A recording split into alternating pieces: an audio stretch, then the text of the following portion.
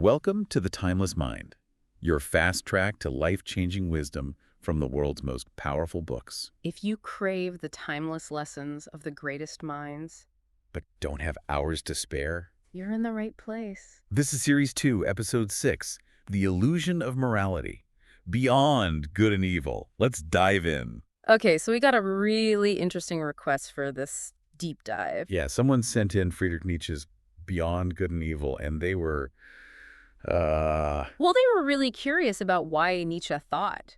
Like, why he actually argued that our traditional ideas about morality, about good and evil, why he saw that as kind of an illusion. right. It's a pretty provocative idea, to say the least. It is, and I think it's one that a lot of people might find, well, a little unsettling. I mean, it really makes you question some very fundamental assumptions. Absolutely. So in this deep dive, we're going to try to unpack some of Nietzsche's most important arguments We really want to look at what he's saying about good and evil, and what it might even mean to go beyond them. and we'll be using a couple of sources for this. Yeah. We've got Walter Kaufmann's preface to his translation of Beyond Good and Evil. And then, of course, we've got the main text itself. Right. So one of the things that I think is really fascinating to keep in mind right from the start is when Nietzsche actually wrote this, When was that? 1886. Okay. And this was after his more poetic and symbolic book, Thus Spoke Zarathustra. Right. So you've got this kind of progression. Exactly. As Kaufman points out, Zarathustra was Nietzsche's first attempt to, lay out his whole philosophical system, but he did it in a very metaphorical way, a much less direct style. Okay. And Nietzsche himself actually said that Beyond Good and Evil says the same things as Zarathustra, but, and I love this quote, differently, very differently. So it's like he's refining his ideas. Right. Taking them to the next level. Exactly. If Zarathustra was the philosophical poem, Beyond Good and Evil is where Nietzsche gets, well, a lot more direct, I guess you could say. But that doesn't mean it's simple. No, it's definitely not simple. There are still layers upon layers of nuance in this book. Oh, absolutely. As Kaufman also emphasizes, it's not just a collection of random thoughts. Not at all. I mean, the 9 parts of the book, they really build on each other. The ideas evolve, and sometimes something that seems pretty straightforward in one section can get a whole new layer of complexity just a few pages later. It's definitely a book that demands, it demands that you really wrestle with it. You can't just passively read it. Yeah, you have to engage with it actively. You have to think with it. And I think to really get where Nietzsche's coming from with all of this, it's helpful to see Beyond Good and Evil as kind of a stepping stone towards what he called a philosophy of the future. A philosophy of the future. Yeah, he wasn't just trying to rehash old philosophical debates. Right. He was trying to, establish a whole new foundation for thinking about ourselves and the world. And that's why he goes after these really fundamental concepts like good and evil. He's trying to shake things up at the most basic level. So let's jump into one of those fundamental concepts. Okay, which one? What Nietzsche calls the metaphysician's prejudices. Right. Essentially, they're like the ingrained assumptions that traditional philosophers just kind of take for granted. They don't even realize they're doing it. It's just how they see the world. Exactly. And one of the biggest prejudices, he says, is this faith in opposite values. Good versus evil, truth versus falsehood. It's this very black and white way of looking at things. And the interesting thing is, he doesn't just accept that as a given. He really challenges that whole framework. Right. He's like, wait a minute, are these values really opposites? Yeah, are they really on opposite ends of a spectrum, or could their relationship be much more, intricate, interdependent? I think that's what he's getting at. It's not as simple as we often make it out to be. And one of the things he really takes aim at is this long-standing belief that anything truly valuable has to have a separate origin. Like a divine origin. Exactly. It has to be completely detached from, as he puts it, this transitory, seductive, deceptive, paltry world. It's like they can't believe anything good could come from something so human. Right. And he sees this faith, this preconceived notion of where true value must reside, as something that shapes how these philosophers approach everything, especially their pursuit of truth. It's like they've already decided what a good truth looks like. Right. And where it must come from. And this leads us to another really crucial theme, the will to power. The will to power. Yeah, as it shows up in philosophy itself. Okay, so we're not just talking about the will to power in politics or everyday life. Right. We're talking about how it functions in the realm of ideas. Exactly. Nietzsche says that philosophy isn't this detached, objective quest for truth. Right. He sees it as he calls it a tyrannical drive. Tyrannical drive. That's pretty strong language. It is, but he's basically saying that philosophy is driven by this underlying will to power, this desire to impose its own vision of reality onto the world. So every philosophical system, whether its proponents acknowledge it or not, Is fueled by this fundamental drive to power. this need to be right, to have the final say. And he even hints that those philosophers who cling most tightly to the idea of absolute certainty, Those who think they've found the one true answer. he suggests they might actually be motivated by a kind of underlying nihilistic despair. Right. It's almost like they're so afraid of the uncertainty of existence, They have to grasp onto something solid.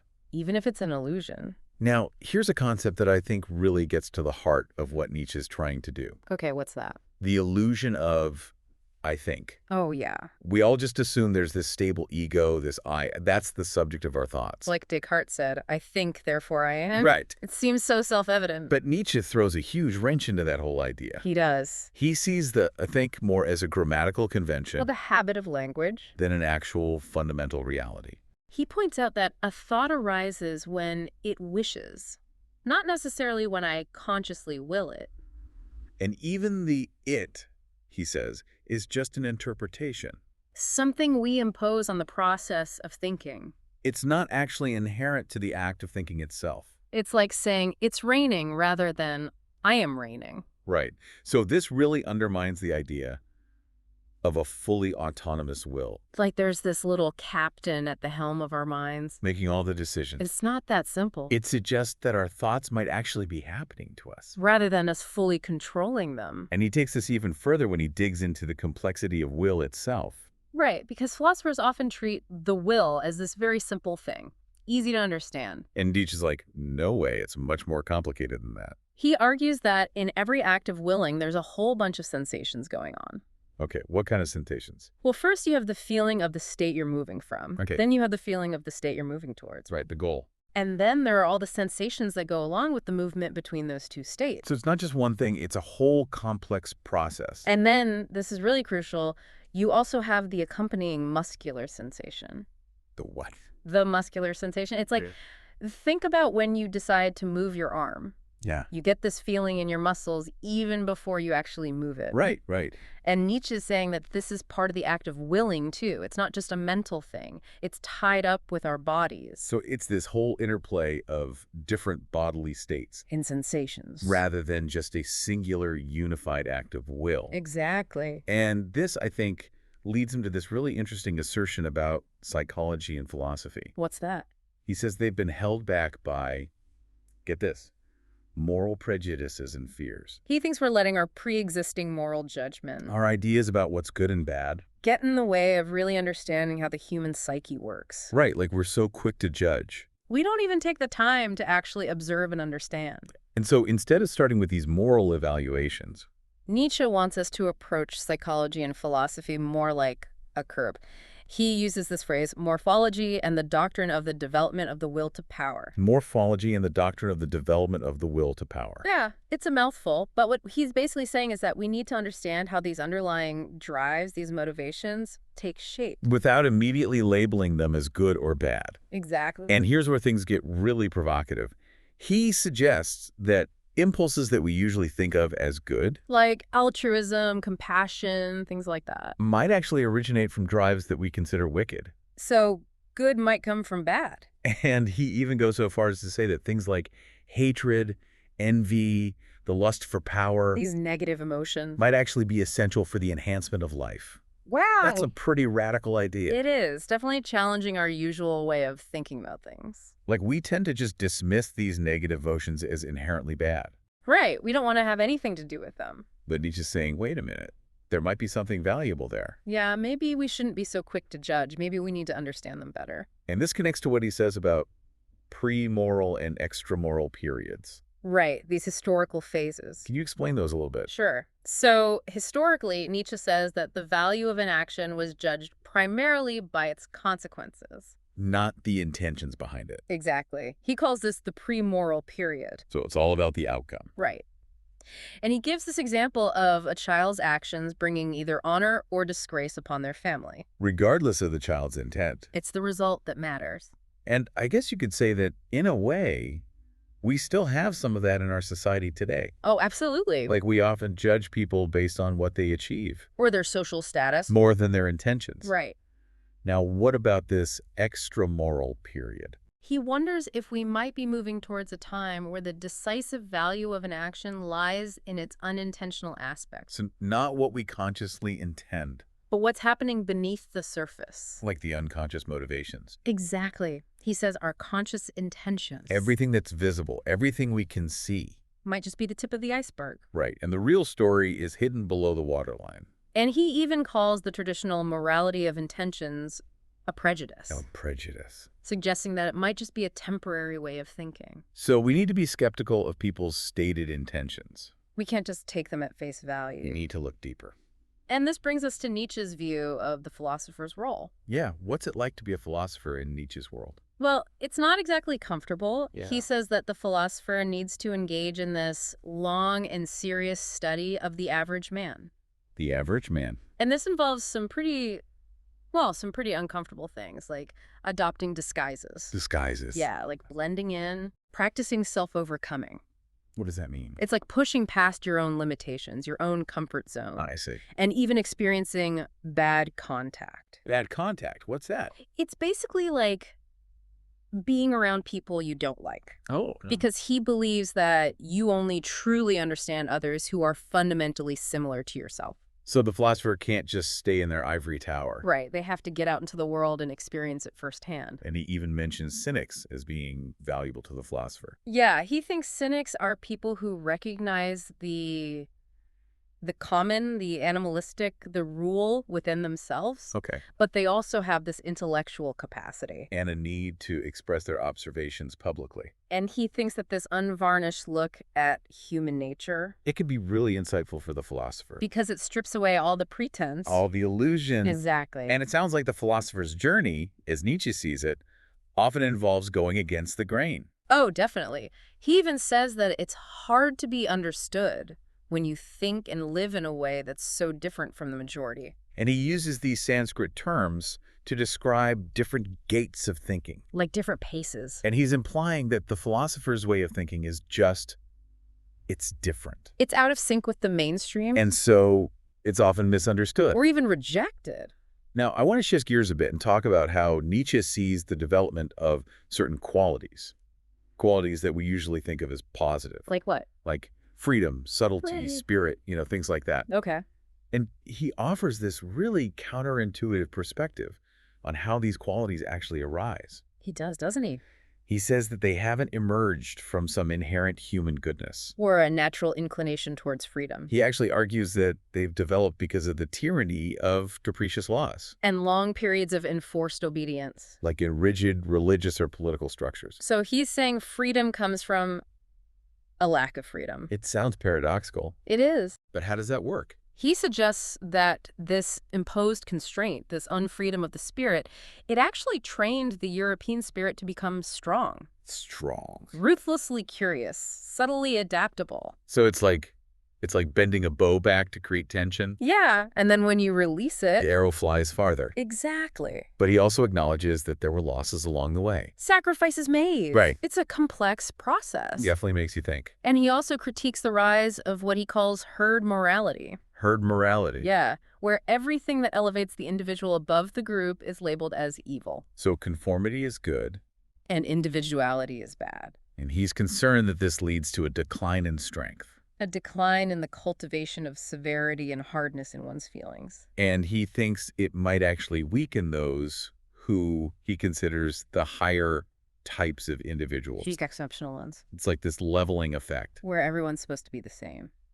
And mediocrity is celebrated? And this leads us to his concept of the good European. Right. Who is this person? What are their characteristics? Well, the good European is Nietzsche's vision of a future type of person. someone who's more supranational. Supranational. Yeah, like they transcend national boundaries. Okay. They're almost nomadic in their intellectual and cultural affiliations. And they have a huge capacity for adaptation. Right. And he sees the increasing intermingling of classes and races In democratic society. as a potential catalyst for this development. So It's like the breaking down of old barriers is creating the conditions for this new type of person to emerge. And he was a pretty harsh critic of nationalism, wasn't he? Oh, yeah. He saw it as a very limiting force. He was Yeah. all about expanding our horizons, our identities. And I think the title of the book, Beyond Good and Evil, really gets at that. It's such a powerful title. But it's important to remember that it's not a simplistic rejection of all morality. Not at all. He's not saying,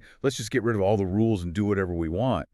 Right. He's actually arguing for a more nuanced understanding of good and evil. A move beyond these black and white categories. And he wants to introduce more distinctions, more gradations. It's about recognizing the complexity of human behavior. And the motivations behind it. Now, let's talk about some of the specific types of individuals that Nietzsche discusses. Okay, who do we have? Well, there's the noble soul. The noble soul? Yeah, and Nietzsche says that a certain kind of egoism is actually part of the noble soul. Egoism?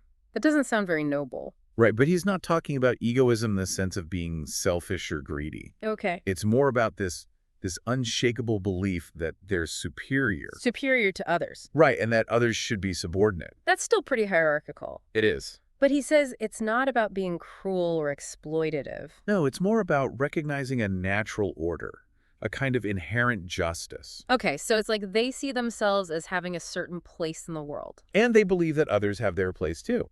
And those places aren't equal. Right. But he also says that the noble soul has modesty.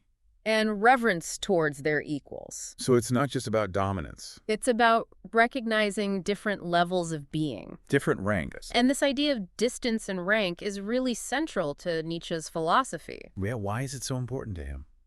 Well, he argues that the enhancement of humanity has historically come from societies that believe in a long order of rank. And that value differences between people. And he even goes so far as to say that this required some form of slavery. Slavery? Wow. Yeah, it's a very provocative idea, to say the least. Definitely clashes with our modern sensibilities. Oh, absolutely. But he sees this pathos of distance. This sense of separation, of hierarchy. As being necessary for the development of higher states within the soul. It creates a kind of tension, a striving. And he calls this process self-overcoming. Right. It's like you're constantly pushing yourself to become more.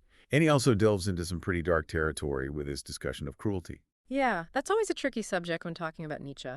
Because he says some things that can be really disturbing. He does, but I think it's important to remember that he's not advocating for cruelty. Right. He's trying to understand it. To see its role in human nature. And he suggests that it's not just about enjoying the suffering of others. Okay, so what else is it about? He says there can also be a kind of enjoyment in one's own suffering. In our own suffering. Yeah, and self-denial. That seems counterintuitive. It does, doesn't it? But think about things like religious asceticism, Okay. where people deliberately deny themselves worldly pleasures. Right.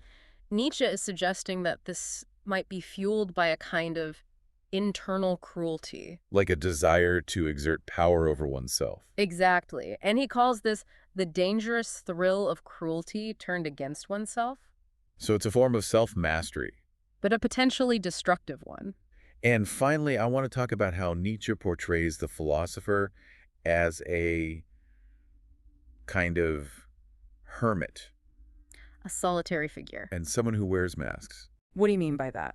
Well, he says that the profound thinker is often a solitary individual, someone whose writings carry the echoes of their isolation. Like they've spent so much time alone with their thoughts. It shows up in their work. And he also suggests that they may not always express their deepest opinions directly, So their books are kind of like masks.